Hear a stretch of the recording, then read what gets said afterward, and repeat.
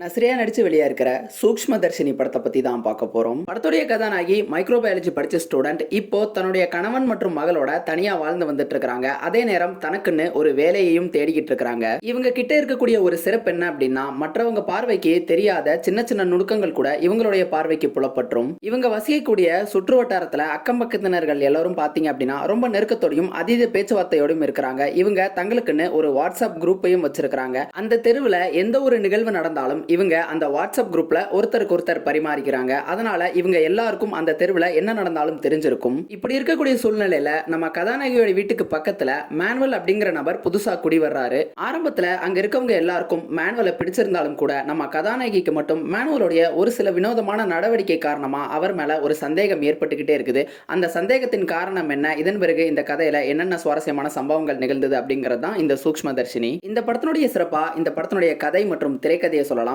ஒரு suspense thriller படத்துக்கு ஏத்த மாதிரி கச்சிதமான ஒரு திரைக்கதையை இந்த படத்துக்கு அமைச்சிருக்காங்க. இந்த படம் மற்ற கிரைம் த்ரில்லர் படங்கள்ல இருந்தும் சஸ்பென்ஸ் த்ரில்லர் படங்கள்ல இருந்தும் வேறுபடுறது எந்த விதத்துல அப்படின்னா, பொதுவா கிரைம் த்ரில்லர் படங்கள்ல கொலையாளி யார் அப்படிங்கறத கண்டுபிடிக்கிற விதத்துல திரைக்கதை அமைச்சிருப்பாங்க. வேறு சில படங்கள்ல கொலையாளி யார் அப்படிங்கறத பார்வையாளருக்கு காமிச்சிட்டு அதன் பிறகு அவரை தேடி பிடிக்கிற மாதிரி கதை அமைச்சிருப்பாங்க. ஆனா இந்த படத்துல இது ரெண்டையுமே செய்யாம, எதுவுமே பார்வையாளர்களுக்கு முழுமையா வெளிப்படுத்தாம, இந்த கதையில ஏதோ ஒரு மர்மம் இருக்கு, அந்த மர்மத்தை துப்பறிகிற மாதிரியான திரைக்கதை அமைச்சிருக்காங்க. அது இந்த படத்துல ஒரு வித்தியாசமான அனுபவமா இருந்தது. இந்த மாதிரியான சஸ்பென்ஸ் த்ரில்லர் படங்களுக்கு இன்னொரு முக்கியமான அளவுகோல் என்ன அப்படின்னா, இந்த படத்துல இருக்கக்கூடிய சஸ்பென்ஸ் படத்தினுடைய இறுதி வரைக்குமே இருக்கணும். அதே நேரம் அடுத்த காட்சி இதுவா தான் இருக்கும் அப்படின்னு நம்ம யூகிக்க முடியாத வகையில இருக்கணும். இந்த ரெண்டு அம்சங்களையும் இந்த படத்துல சரியாவே தக்க வச்சிருந்தாங்க அப்படின்னு சொல்லலாம். கதாபாத்திரங்களை பொறுத்தளவுக்கு பிரியா அப்படிங்கிற கதாபாத்திரத்துல நஸ்ரியா ரொம்ப நல்லாவே பண்ணியிருந்தாங்க. இன்னும் சொல்ல போனா இந்த கதையில ஒரு கதாநாயகன் இந்த மர்மத்தை துப்பறிகிற மாதிரி வச்சிருந்தா கூட இந்த படம் இவ்வளவு சுவாரஸ்யமா இருந்துக்குமா அப்படிங்கிறது தெரியல. அதே மாதிரி மேனுவல் அப்படிங்கிற கதாபாத்திரத்துல பாசில் ஜோசப் ரொம்ப நல்லாவே பண்ணியிருந்தாரு. அவரை பல படங்கள்ல நம்ம காமெடி கதாபாத்திரத்தை தான் பார்த்திருப்போம். அதனாலேயே இந்த படத்துக்கு அவரை காஸ்ட் பண்ணது ஒரு கூடுதல் பலமா தான் இருந்தது. ஒரு வித்தியாசமான